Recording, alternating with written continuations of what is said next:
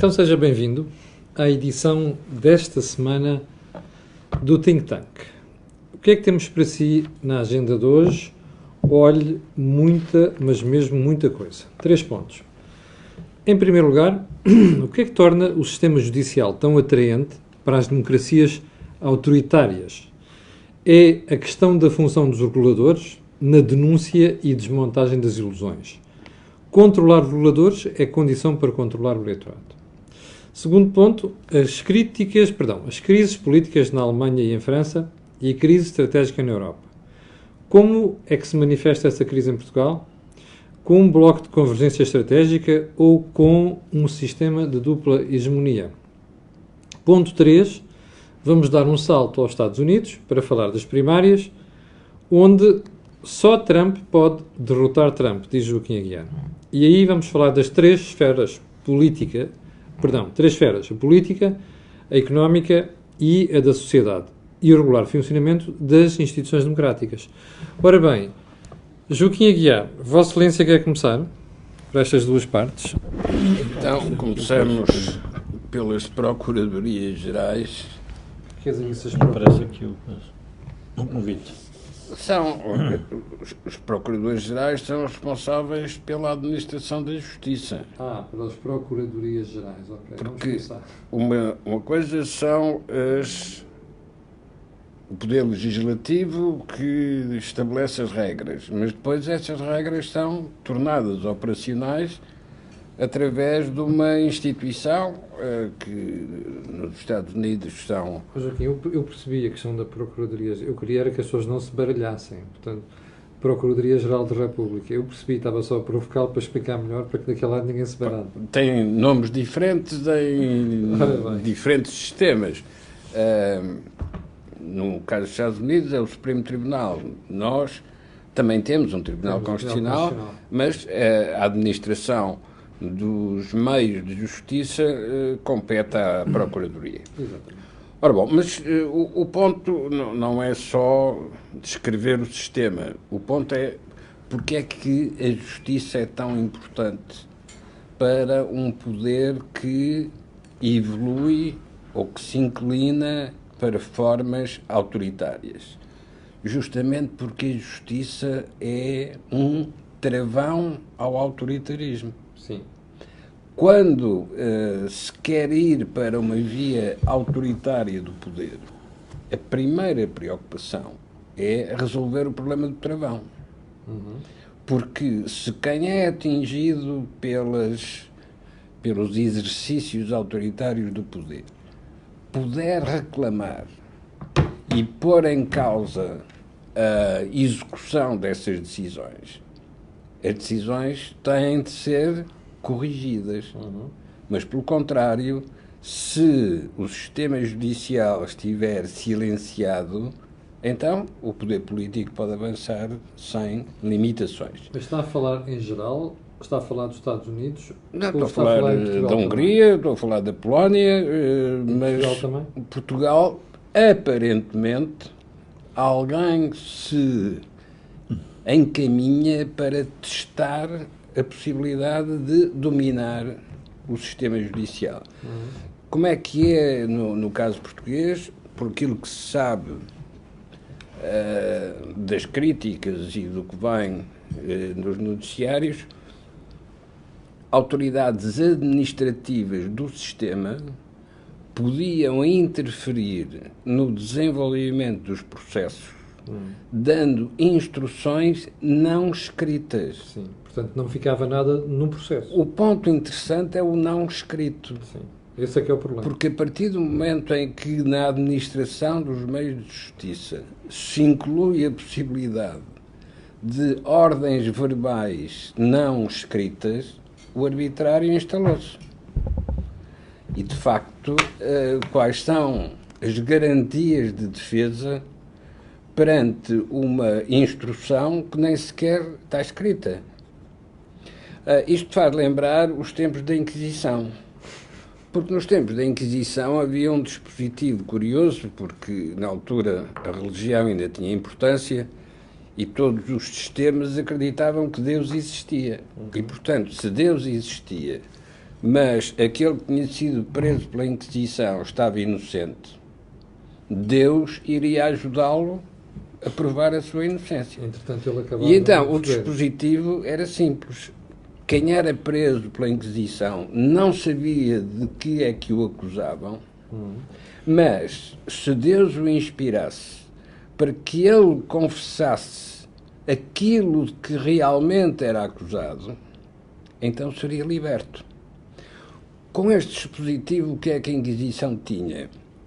Como se sabia que quem conseguisse acertar na acusação era libertado, a Inquisição recebia as acusações mais diversas e mais variadas porque o preso o que tentava era acertar na acusação que ele não conhecia. Ora, este dispositivo, transplantado para as democracias autoritárias que estão agora em desenvolvimento, significa as tais instruções não escritas. O acusado não sabe o que é que está a acontecer no seu próprio julgamento. Ora, se não sabe, não se pode defender. E então, para se defender, o que é que faz? Inventa coisas para ver se acerta. E com isto, o sistema judicial recebe um manancial de informações que ainda por cima envolve terceiras pessoas. E, portanto, o quadro, no tempo da Inquisição, alargava o campo dos acusados porque o próprio que se tentava salvar confessava coisas só para se conseguir salvar. Ó Joaquim, antes de prosseguirmos, o que é que acha que leva o poder instituído a tomar uma decisão destas nesta altura? Deixe-me fazer outra pergunta.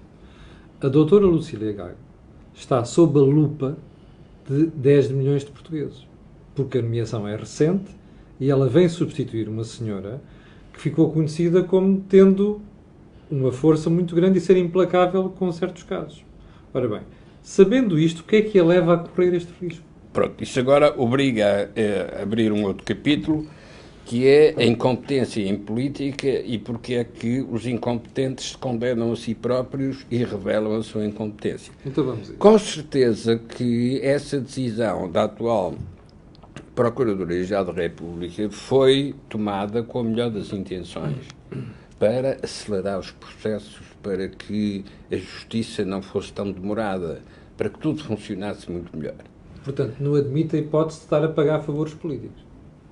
Não é essa a questão, porque esses favores políticos são prestados sem nunca estarem escritos e, portanto, sem nunca aparecer prova disso. Muito bem. E é por isso que aparecem sempre com as melhores das intenções. Sim. Só que as melhores das intenções revelam, mais tarde, pelos seus efeitos, as suas consequências. E o que é que fazem os magistrados, que seriam aqueles que receberiam essas instruções não escritas? Perceberam o que é que estava a acontecer e protestaram. Mas porquê? Porque estão de acordo? Não, porque quando se introduz o arbitrário, também o juiz, por mais poderoso que seja, fica sujeito ao arbitrário. Estão a descobrir isso agora, os colaboradores do presidente Trump, por esse momento, são despedidos, independentemente do que fosse o rigor da sua intervenção. Ora, bom, isso é o que cria o tal ambiente de democracia autoritária. Ora, bom, nada disso é surpreendente porque tudo isso já foi anunciado. E é por já ter sido anunciado que vale a pena recordar o que é o conceito de tragédia. Enquanto o drama é uma relação entre pessoas e evolui de diversas formas, a tragédia é qualquer coisa que foi anunciada aos protagonistas, eles conhecem, há uma profecia que anuncia a tragédia, mas consideram que vão conseguir corrigir isso e a tragédia não vai acontecer. Ora, a essência da tragédia é que aqueles que sabem o que vai acontecer, mas que consideram que conseguem evitar, a seguir verificam que a tragédia se confirmou. O problema com a democracia autoritária não está na sua denúncia. Está em explicarmos qual é o mecanismo e porque é que inevitavelmente vai produzir aquilo que cada uma das pessoas diz que jamais se produzirá. Os húngaros agora já não têm por onde escapar, porque a tal democracia iliberal ou democracia autoritária já se instalou, penetrou os dispositivos e quando alguém se quer defender ou faz confissões intermináveis comprometendo muito mais pessoas, ou fica incapaz de se defender. Vamos ouvir aqui o Jorge. Jorge, procuradorias, envolvimento, limitação de entrega de justiça, o que é que tu achas que está aqui por trás disto? Eu talvez fosse ia num caminho ligeiramente diferente do Joaquim para chegar a conclusões em alguma parte idênticas, mas noutras muito, muito diversas. E talvez fazendo um paralelismo com o futebol que as pessoas percebem rapidamente. Quando nós temos duas equipas em campo, a equipa que protesta é aquela que acha que o árbitro não foi suficientemente isento. Sim. E então começa-se a discutir na parte dos dirigentes como é que é feita a nomeação dos árbitros. E, portanto, o que é que isso significa? Significa que há um poder que os partidos querem ter, quem é que, no fundo, é o árbitro da justiça em Portugal. E o árbitro da justiça em Portugal, quer se queira, quer não, constitucionalmente, é a Procuradoria-Geral da República. Ora, o que é que acontece? Quando esse árbitro dá uma ideia, num certo momento, que está de um lado de uma equipa, temos as pessoas dessa equipa a dizer que este árbitro é um árbitro fantástico. E depois temos outras do lado contrário a dizer que este árbitro não serve para nada. Mas na prática o que estão todos a fazer é a destruir a instituição da arbitragem. A Procuradoria está a ser constantemente degradada ao longo e veja-se o facto de o atual líder do PST ter proposto um pacto da justiça e ao que parece ninguém ligou e ninguém fez nada com ele. E quando há um movimento do poder político não, ou quando há uma ideia do poder político em que quer dar uma percepção que é preciso controlar a forma como atuam os agentes da justiça, neste caso, os magistrados do Ministério Público e os procuradores, então a sociedade volta atrás e diz, não, espera aí, há um problema, está-se a querer interferir, primeiro, na nomeação dos árbitros, dos tais árbitros, não o árbitro central, que é o Procurador-Geral, mas está-se a querer mexer na definição desses próprios árbitros. Ora, isso cria um problema adicional à justiça, que é que pergunta-se, então quem é que controla, e aí vem o problema da democracia e da ideia do Estado de Direito. Quem é que controla o que fazem os procuradores? Quem é que decide o que é que eles fazem? Jorge, como o fazem? Segundo a diretiva da Procuradora, é o superior hierárquico. Pronto. Mas isso não tem mal. Não. Tem mal aquilo que o Joaquim está a dizer, que não fica escrito. Não, mas a questão central, e essa tem sido uma luta, eu não sou especialista em Direito, mas tenho ouvido muitas pessoas sobre o tema. E o tema central é, vamos separar a independência sobre a autonomia. Sim. A independência do magistrado no processo tem que ser total, ou seja, ele tem que ser independente para investigar, mas a autonomia não é total, porque, primeiro, os recursos do Estado não são ilimitados e, portanto, é preciso decidir o que é que se investiga e o que é que não se investiga e pode-se dizer, bom, mas aí há um problema de arbitragem. Porque isto é a vida, mas temos que pensar o seguinte, mas há ou não legitimidade para existir o árbitro? E a pergunta é, se a legitimidade é a legitimidade da corporação, eu, como cidadão, tenho que desconfiar. É óbvio. Pronto. Mas isso é que faz sentido ter a hierarquia. Pronto, mas é preciso que a hierarquia tenha poder para interferir. E ao que parece, eu estou-me a reportar única e exclusivamente ao que vem nos jornais, ao que parece, a Procuradoria-Geral considera que não tem poderes ou não tem conseguido exercer... Então vamos a factos concretos, que é para fazer a prova do algodão. Pronto. Este assunto surge no processo que envolve o Dr. António Costa e o professor Marcelo Rebelo de Sousa em relação a Tancos, em que há um procurador que quer ouvir o Primeiro-Ministro e quer ouvir o Presidente da República. E o superior hierárquico diz, não senhor, a questão surge aí. Repara uma coisa, o superior hierárquico tem todo o poder de dizer que não. A hierarquia está lá. Isso não está em questão. Ou seja, tem que haver alguém a limitar o poder do magistrado. O problema não está aí. O problema é que depois, se isto não ficar no processo e escrito, então nós não sabemos por que carga d'água alguém fez aquilo. Mas por isso é que eu já, relativamente a essa matéria, estou de acordo com o Joaquim, que é, se não se quer deixar memória da decisão, é porque se quer ocultar a decisão. Uma hora vez. Pronto, isso é uma coisa diferente. Pois. Mas nós não estamos a discutir isso. O que nós estamos a discutir é se existe ou não autonomia total e arbitrária por parte do Ministério Público para fazer as investigações que bem entender. Mas não pode haver arbitrário total. Mas, Camilo, mas então temos aqui um problema. Porque temos, de um lado, alguém que nomeia os árbitros e que não pode, de alguma forma, controlar o que o árbitro está a fazer. Mas os exemplos que nós conhecemos mostram que há possibilidade de controlar. Mas, Camilo, mas esse é o que eu estou a dizer, é porque é a forma como eu estou a olhar, porque nós temos que perceber que estes temas da justiça, primeiro, vamos ser práticos, todo o regime democrático, político, dos últimos, diria, 20, 30 anos, não conseguiu resolver o problema da justiça, e eu acho que isso é comum. Quando nós falamos em qualquer fórum, vamos sempre discutir a necessidade da reforma da justiça. E a reforma da justiça, basicamente, vai sempre em que sentido? Para que ela seja o melhor possível, do ponto de vista da qualidade de decisão judicial, a rapidez, e, portanto, esse é o elemento central. E depois a outra, que é a sociedade não pode estar desconfiada que a justiça não está a investigar quem a deve estar a investigar. Pronto. Mas a pergunta pode-se pôr ao contrário. E se o Estado representado no Ministério Público, que tem uma legitimidade democrática que é dada constitucionalmente, estiver a fazer investigações que vão para além da sua atribuição? Esse é um problema muito mais grave.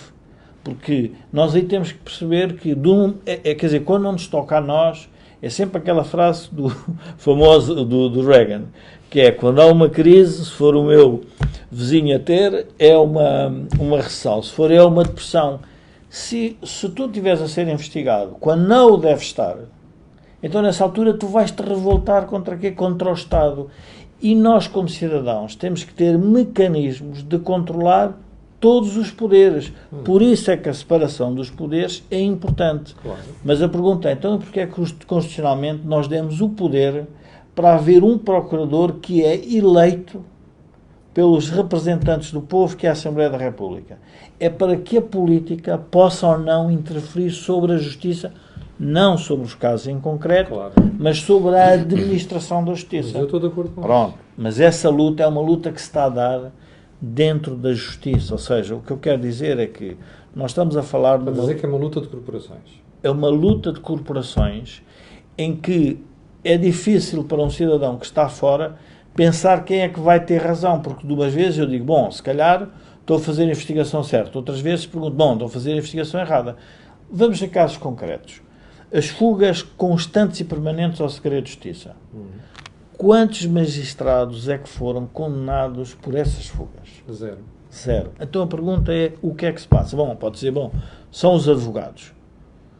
Mas cuidado, porque se estava em segredo de justiça, não é assim tão fácil fazer essa fuga de informação. Portanto, nós temos que perceber que há um problema muito complexo.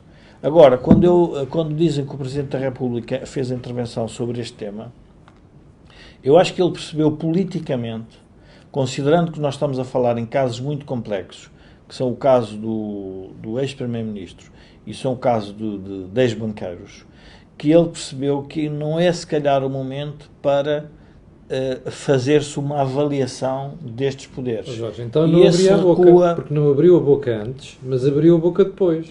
Não, abriu a boca depois porque, e aí o Joaquim tem razão, porque houve ao que parece, e portanto nós estamos sempre a reportar ao que os jornais dizem, ao que parece, houve a diretiva, aliás, a própria Procuradora, pressionada ou não, vê-se obrigada a dizer, bom, é preciso também de um parecer, porque provavelmente isto tem aqui algum problema e é preciso criar um consenso à roda desta matéria.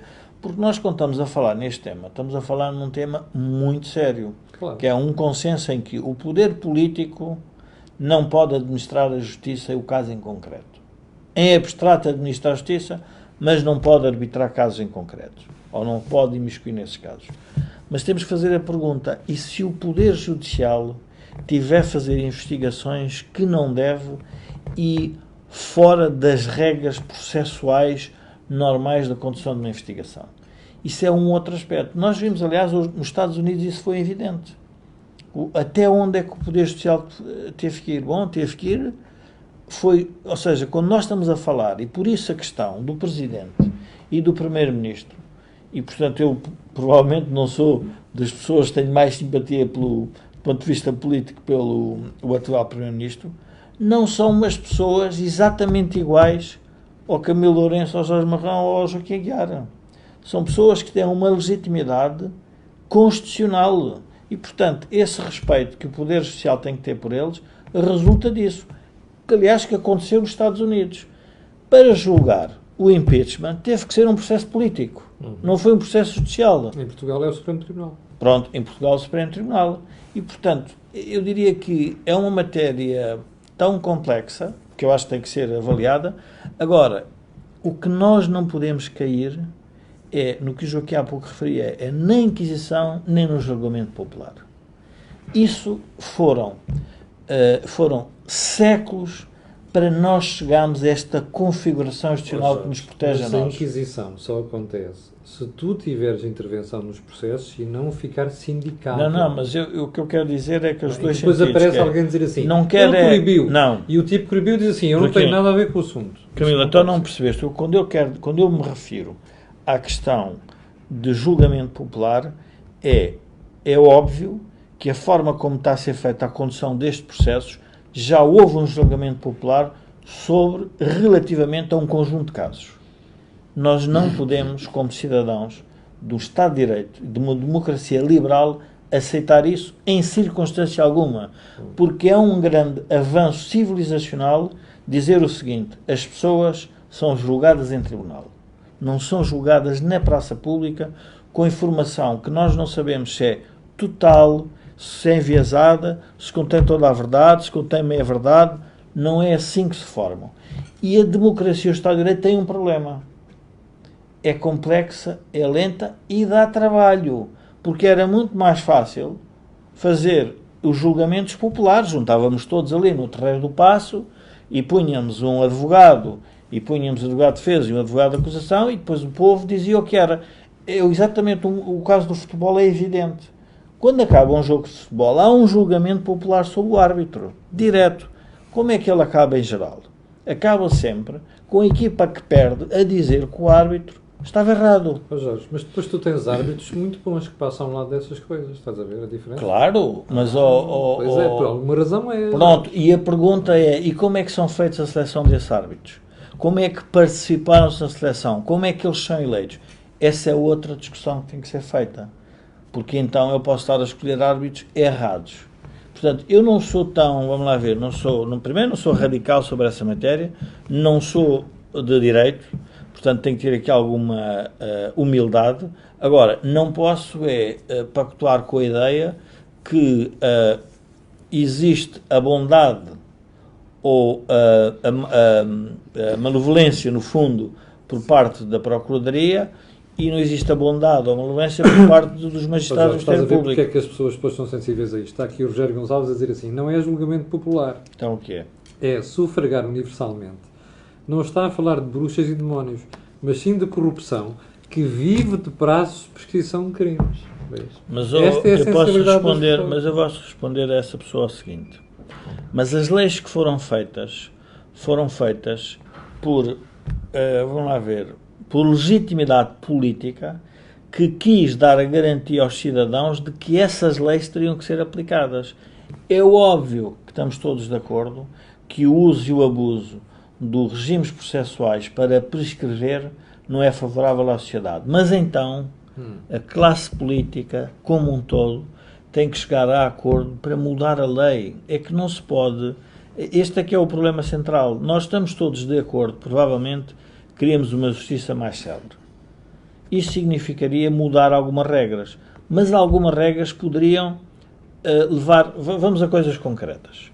Se calhar é mais fácil. Existem os julgamentos sumários. Mas os julgamentos sumários são matérias muito concretas. Claro. Os julgamentos desta complexidade levam tempo. Nós não podemos... Quer dizer, não, mas é que nós precisamos de uma justiça rápida. Bom, mas essa justiça rápida tem outros efeitos. E, portanto, eu nessa matéria seria um bocadinho mais cuidadoso, porque o que eu tenho estado a assistir é a luta entre uma corporação e uma legitimidade democrática e política, que é óbvio que nós temos que ver que a corporação, em alguma parte, pode ter razão, mas a política também tem, e, portanto, não é nada, diria, despiciando a tentativa de se fazer um debate sobre a justiça, porque isso... Joaquim Aguiar, o facto do Sr. Presidente da República se ter pronunciado agora, depois da suspensão da diretiva, diz alguma coisa? Bom, o Presidente é sempre o que fala em último lugar, e por isso é que é... E é o melhor que ele faz. Desculpe, mas o Presidente tem falado muitas vezes em primeiro lugar, que é quando lhe dá jeito. É um lugar institucional protegido. E... Por outro lado, neste caso que pode ter desencadeado estas últimas notícias, ele próprio estava envolvido e eu não ia prestar declarações. E em que condições é que prestaria as declarações. E, portanto, não atribuo especial significado a isso, como também não atribuo especial significado ao diploma da Procuradora-Geral da República. O que me preocupa é a tendência que está aqui indicada. E, para explicar o que é essa tendência, vamos escapar às leis e aos tribunais e, portanto, à definição de crime e vamos analisar na perspectiva do erro. As entidades de regulação servem para detectar os erros de modo a poder corrigi-los. A regulação bancária, ou se quisermos a análise de risco em cada um dos bancos, tem por objetivo identificar as vulnerabilidades de uma determinada operação e ver como é que isso se corrige. Sim. O que é que pode fazer o Banco de Portugal se ninguém apresenta queixa? Não. O Banco de Portugal, mesmo que ninguém apresente queixa, tem a obrigação de se antecipar a isso e analisar a evolução das coisas para identificar os erros. Não são crimes, são erros. Ora, é justamente aí que eu volto ao conceito de tragédia.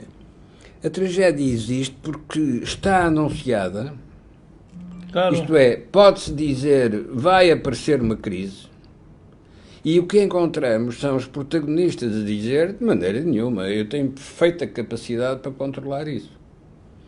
É a partir daí que nós perdemos a confiança nas instituições de regulação. Ora, as instituições de regulação existem, tal como os travões nos automóveis, não para a trajetória normal, corrente, mas para as exceções, porque as exceções é que provocam os acidentes.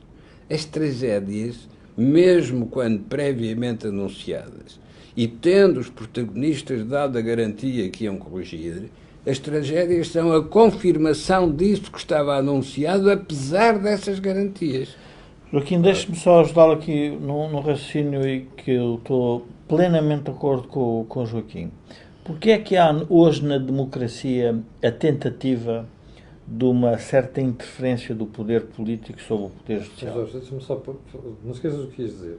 A propósito da tua ideia do avanço civilizacional, está aqui o Miguel Ventura a dizer assim: o PGR Pinto Monteiro foi então um exemplo de retrocesso civilizacional. por causa da forma como lidou com alguns processos. Não, vamos, mas aí estamos a entrar, é isso que, Estamos a particularizar. Não é particularizar, estamos a entrar na ideia de que se um procurador avança mais com o processo e se outro avança com menos, estamos a entrar na ideia do árbitro que quer a justiça é cega. Há uma característica base da justiça, é que ela tem que ser cega. Ora, eu quando parto... bem, tem que ser cega. Há muita gente aqui que está a questionar se é mesmo cega. Pronto. Mas quem é que questiona é as pessoas que já querem um resultado sobre essa justiça.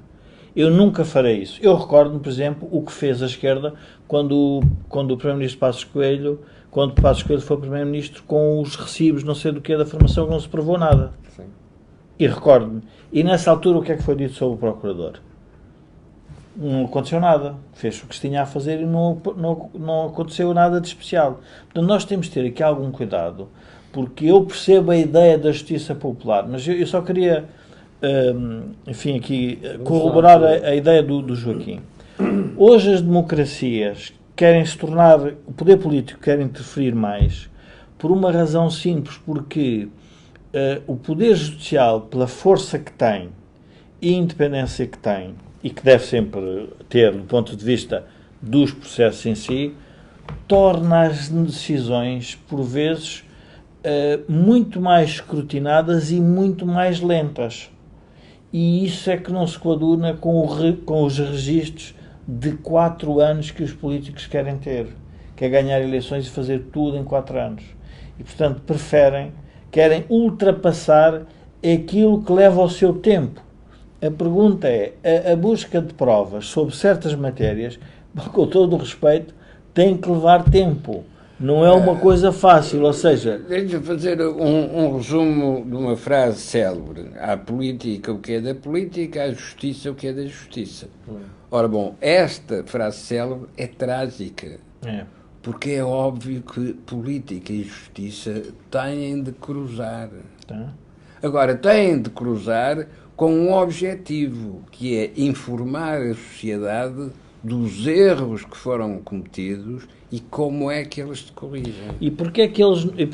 repara só isto. E porquê é que o poder político não tem a coragem de interferir sobre a reforma da justiça em Portugal? Então não tem? Tem. Não, mas o Camilo... Para fazer isso. Mas não faz, não tem. Que é outra história. Porque vimos de uma situação em que, sendo um Estado de Direito, o antigo regime, Sim. não havia liberdades relativamente sobre a ação política. E, portanto, qualquer interferência que foi feita, o Joaquim, ainda por cima, que teve nos trabalhos da Constitucional, deve-se lembrar disso. Isso era ninguém... Cuidado, a justiça aí, porque não? Porque era uma justiça que era feita para condenar quem não estava de acordo com a ideologia do regime. Justiça popular. Não. Era uma justiça administrada para condenar uma ideologia.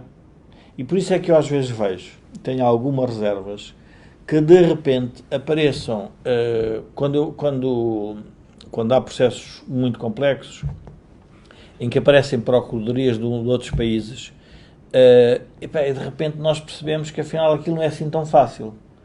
Porque esses países, obviamente mais evoluídos, têm os seus mecanismos de proteção do quê? Do cidadão. Agora está aqui alguém a dizer assim, Jorge, o Madoff foi rapidinho. Mas o Madoff, foi rapidinho, mas é importante perceber o seguinte. A justiça americana funciona de maneira diferente. A investigação é feita muito previamente. E, portanto, quando chega à fase eu diria, quase de acusação, já a investigação tem quase tudo provado. Portanto, a investigação foi feita com tempo. Não é bem o caso português. O caso português não funciona assim. Mas acho que qualquer pessoa de direito poderá explicar melhor do que eu, esse espectador, isso. É um processo mais lento. Ou seja, há indícios, começa-se a investigação, recolhem-se provas e então cria-se o estatuto do arguido para ele se defender e começa então o processo a sério de identificação das provas. O que eu quero dizer é o seguinte. É uma matéria que é melhor todos nós termos alguma cautela, por estas razões. Porque a justiça só tem valor para uma sociedade se politicamente ela, no final do dia, resolver os problemas da sociedade. Os problemas atuais é a corrupção. Então temos que administrar uma justiça para resolver os problemas da corrupção. Tu achas que tem Mas os problemas da corrupção? tem estado a fazer. Eu recordo-me, há uns anos atrás. Jorge, espera aí, agora deixa-me lá. Vamos a casos concretos. Vamos a casos concretos. Vamos a casos concretos. Dá-me um exemplo, Jorge, de um político, de um empresário, de um banqueiro preso. Dá-me um exemplo, faz favor. Camilo, eu que eu saiba, eu recordo-me Eu perdi na uma altura... vez um emprego, Jorge, há 20 anos, vai fazer agora 20 anos, por causa de um banco. Sim. Fulano que estava à frente daquilo tudo está na rua, está em casa.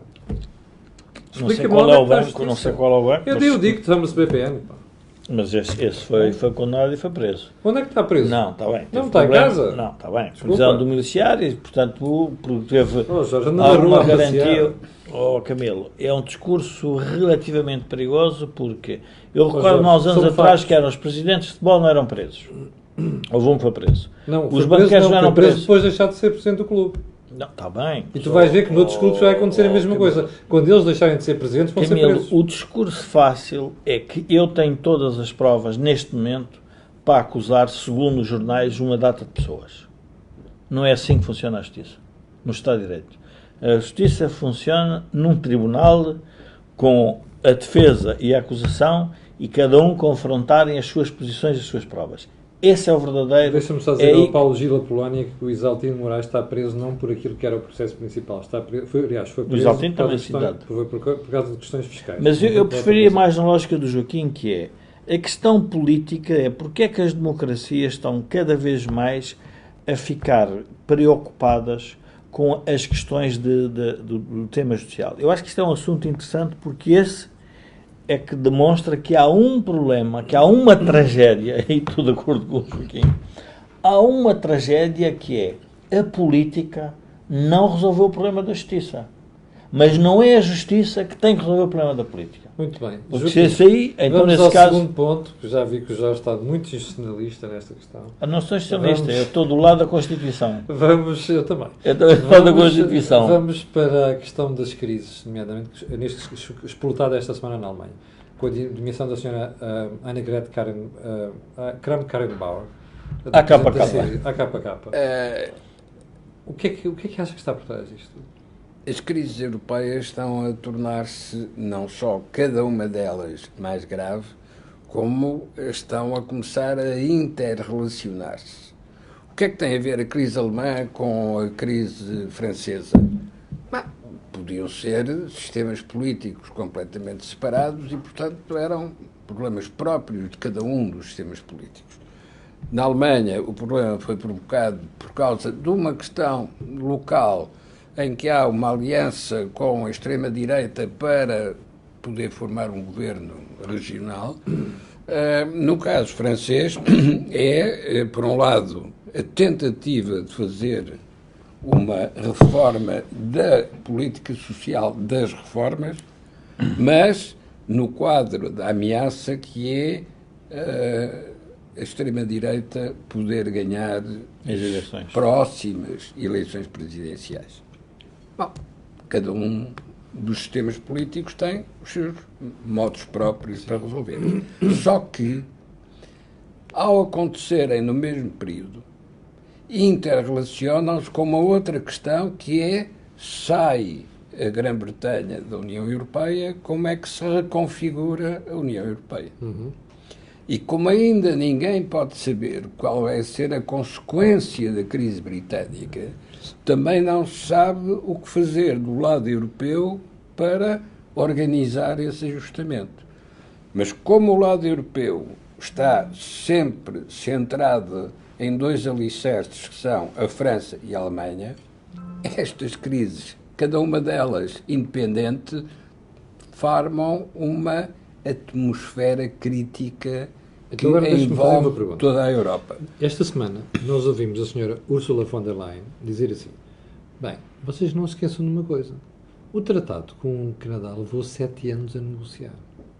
O senhor Boris Johnson está a dizer que resolve isto numa questão de meses, com um ano. Bom, então isto, se isso confirmar... Um ano e já perdeu um mês. Exatamente, já perdeu 2 meses. Bom, isto quer dizer, se ele não tiver razão, e não vai ter de certeza, A Europa vai esperar 7 anos para se reconfigurar, ou 3 ou 4 anos para se reconfigurar? Ora, como isso é uma tragédia, ela já está anunciada, embora cada um dos protagonistas diga Não, eu tenho uma solução para isso. que tem os meios para resolver. Não tem. E, portanto, isso significa que estamos a entrar numa zona de buraco negro. O buraco negro é criado por absorver uma série de energias de origens diferentes, mas que de repente forma Grande imã. uma turbulência E absorve a luz. de onde nada pode sair e nem sequer se vê o que é que lá está. Portanto, a Europa, sem entrar em guerra entre nações europeias, pode criar um vazio no seu interior e perder toda a coordenação. Agora, atenção, isto não nasceu do vazio.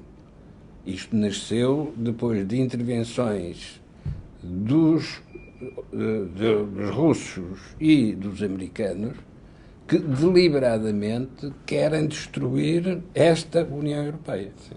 E, portanto, não é apenas uma questão interna aos Estados europeus que pertencem à União Europeia. É uma questão da ordem mundial. Eu não tenho dúvida que a senhora Ursula von der Leyen, a senhora Merkel, a senhora Karen Bauer, o senhor Macron sabem perfeitamente que eles querem dar cabo disto. Sabem. Ora bem, isto não devia ser o elemento catalisador para se apressar rapidamente uma reconfiguração da Europa e encontrar resposta para os problemas que trouxeram a saída da Inglaterra, por exemplo? Ora bom, isso significa que a Europa, sem ter Jean Monnet nem Jacques Delors, porque mas tem que arranjar estes fulanos. Esses eram de outros tempos. A Europa vai se confrontar com o tal vazio no seu interior e ou fica paralisada a olhar para o vazio e então é absorvida pelo buraco negro e, portanto, desaparece a relevância europeia no mundo. Aliás, do ponto de vista demográfico, é isso que está a acontecer. Os europeus brancos, esteja na Europa, seja nos Estados Unidos, população imigrada e que fez os Estados Unidos, a demografia da população branca está a anunciar uma tragédia a muito curto prazo. E, portanto, nós não podemos analisar isto pensando que há energias internas para resolver. O que temos que pensar é quais são as estruturas institucionais que podem responder a este tipo de desafio. Para o Jean Monnet e para o Jacques Delors, que vinham da Segunda Guerra Mundial e vinham da agressão nacionalista e imperialista dos nazis, a resposta foi uma instituição quase federal que unificasse o espaço europeu. Disso tudo, o que resta hoje, antes de entrar no buraco negro, o que resta hoje é o Banco Central Europeu. Porque nem do ponto de vista de defesa militar, nem do ponto de vista de inter-relação... Olha aqui, existem políticas comuns, apesar de tudo, não é? A agricultura, as pescas... Falta a externa comum, sim. Falta a política externa comum e falta a defesa. E de imigração. É mais importante. E de imigração. Sim, a fronteira externa. E falta a imigração. Não é? Porque há políticas de imigração para cada um dos países, mas não há... A pergunta que eu lhe fiz há bocadinho europeu. tem a ver com esta história da imigração, por exemplo. Não se devia avançar rapidamente aqui? Ora bom, o exemplo do Banco Central Europeu e o exemplo das políticas comuns, que há, por exemplo, na investigação e no ensino, servem-nos para prever o que é que pode ser a resposta. E a resposta é institucional. É preciso criar instituições que unifiquem os Estados europeus pelas políticas e não pelas adesões a federações ou adesões Sim, não é a preciso, outras formas de associação. não é preciso uma federação, é preciso políticas federais. É preciso ter políticas federais que permitam fazer a unificação sem destruir aquilo que são as identidades nacionais que vêm da história. Mas porquê é que não estamos a avançar aí? Já vamos lá. Porquê é que não estamos a avançar aí? Não estamos a avançar porque ainda estamos distraídos Com o Brexit. e com as crises políticas nacionais, com a Alemanha e com a França. Enquanto estivermos a discutir nessa perspectiva, não vem a perspectiva das políticas O debate comuns. não salta de patamar. Ora, como é que se salta de uma coisa para a outra? Se houvesse uma guerra entre europeus, percebia-se que era preciso deixar acabar a guerra para fazer a reconstrução. Da última guerra, o que aconteceu foi a intervenção americana que configurou o que mais tarde veio a ser a União Europeia. Hoje é o lado americano que deliberadamente quer desmembrar a União Europeia. Mas quando se fez a União Europeia, havia uma ameaça chamada União Soviética, que serviu para disciplinar o espaço interno, Sim. não só da Europa, como, por exemplo, de Portugal. Ninguém tinha feito o que se fez em 74, 75, se não houvesse o enquadramento dos dois blocos, o bloco soviético e o bloco ocidental. Hoje é o bloco ocidental que deliberadamente quer perturbar a evolução da União Europeia. E, portanto, a União Europeia tem de pensar de modo diferente o processo da sua unificação. E agora vamos ao Jorge Marrão para fechar aqui a sessão do Think Tank. Bora. Tu querias comentar esta parte da federação versus políticas federais? Políticas. Não, eu queria comentar dois aspectos. Um tem a ver com a necessidade. A primeira pergunta que nós temos que fazer para encontrar, vamos ver, quando nós queremos fazer um diagnóstico. Deixa-me agradecer à Sandra Silva que nos está a ver de Boulder, no Colorado. Só podemos agradecer a sua preferência. A questão é: a Europa tem um problema comum ou não? A Europa, quando saiu da Segunda Guerra Mundial, tinha um problema comum para resolver. E tem?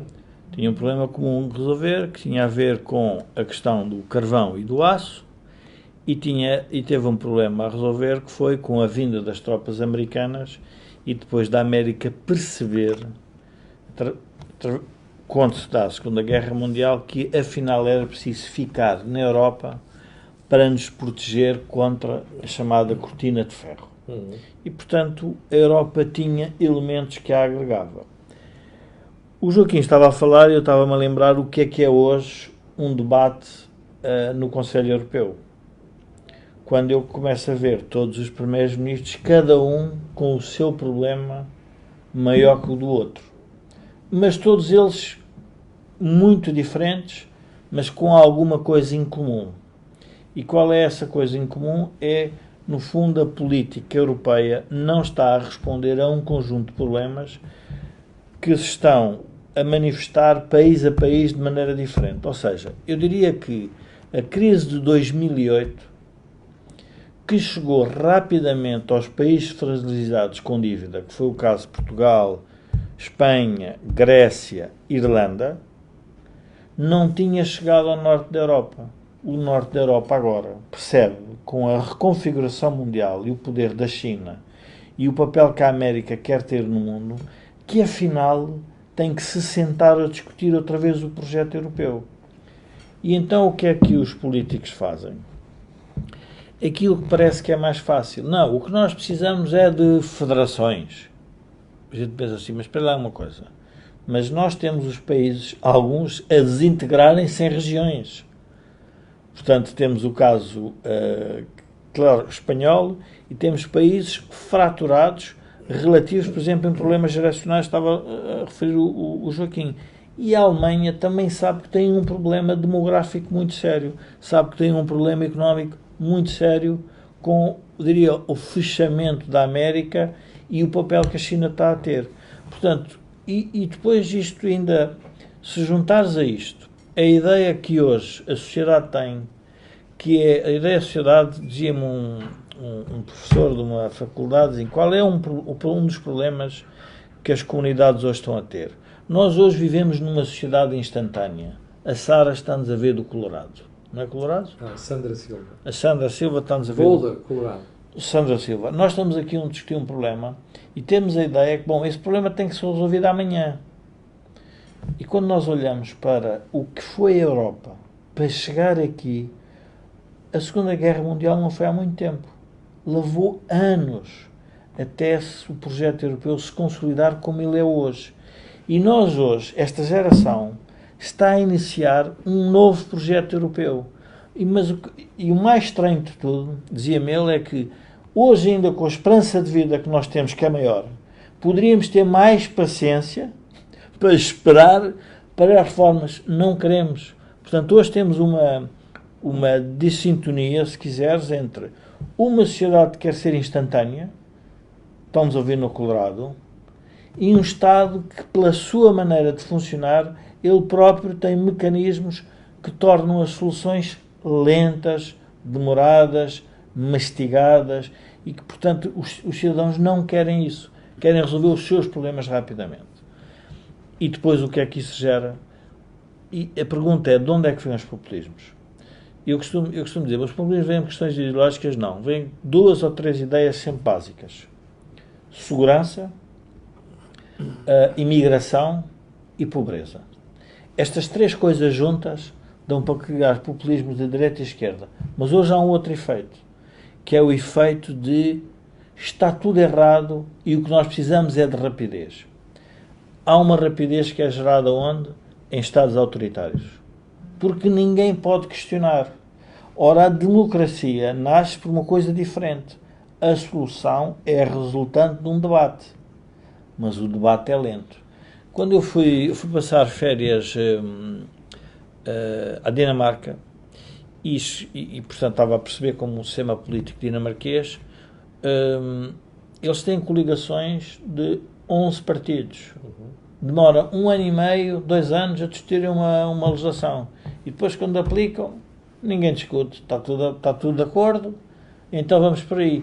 Portanto, são sociedades que têm uma noção temporal diferente. Ora, hoje, nós temos uma comunicação social que vive do instantâneo. Estou constantemente a receber aqui coisas no relógio, e que tudo se tem que resolver. Quando eu hoje ouvi, bom, o coronavírus, afinal, a vacina demora 2 anos. Como é que nós vamos viver 2 anos de ansiedade até encontrar a vacina? E a ideia que é, vai aparecer alguém a dizer, os Estados não funcionam. Reparem uma coisa, num programa de televisão americana, o Farid Zakaria fez uma pergunta interessante, que é, o Estado chinês fez um hospital em 10 dias.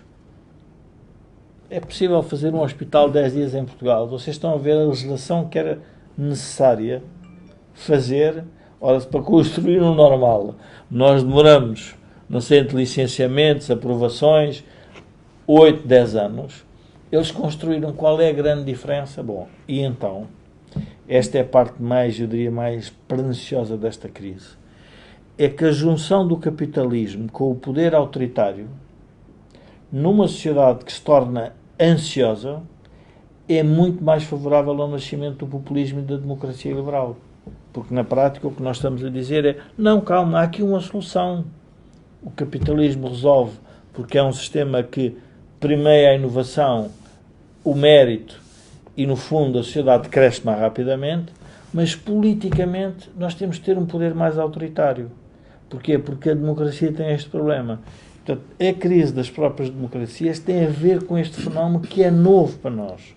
E, portanto, eu diria que tudo isto vai levar... É uma tragédia. É uma tragédia. É uma tragédia, como diz o Joaquim Aguiar. Espera, queria só terminar com uma coisa, recordando um filósofo grego que dizia que não sabe nada, só tem dúvidas. É o meu caso. A democracia não sabe nada, só tem dúvidas. Porque pode sempre ser uma votação com resultado diferente na próxima eleição. É o problema E a do- democracia, Sim. de facto, só tem dúvidas, ao contrário da ditadura, que só pode ter certezas. Pois, Porque o problema é que as pessoas ditador querem as não respostas. pode ser O drama- posto em O causa. drama é sempre isso. As pessoas querem as respostas rápidas. Bom, como deve ter parado e pelo nosso menu de hoje, nós ficámos por tratar uma matéria que tem a ver com as primárias americanas. Mas também não perde pela demora, porque para a Não, semana- que ainda demora uns Ora meses. bem, ainda demora uns meses. E, portanto, ontem foi o de New Hampshire, tinha sido o Iowa, e, portanto, são dois importantes, é importante dizer isso, dois estados pequenos, mas contam muito para estas coisas, são faróis, normalmente indicam para onde é que as coisas vão, mas para a semana trataremos disso e de outros temas. Olha, quero agradecer às 800 e tal pessoas que estiveram em direto, quero agradecer às pessoas que estiveram a ver da Alemanha, de França, da Suíça, da Ásia, e também à Sandra Silva, que esteve a ver no Colorado. E, para o final, quero pedir às pessoas que estão a ver e aquelas que vão ver, aquilo que peço sempre, que é colocarem um gosto e fazer partilhas nas redes sociais. Também, neste programa, à semelhança do programa da manhã, porque aquilo que ouvem aqui, não ouvem em mais sítio nenhum. Obrigado, com licença, e até amanhã, às 8. Camilo, como é que eu termino?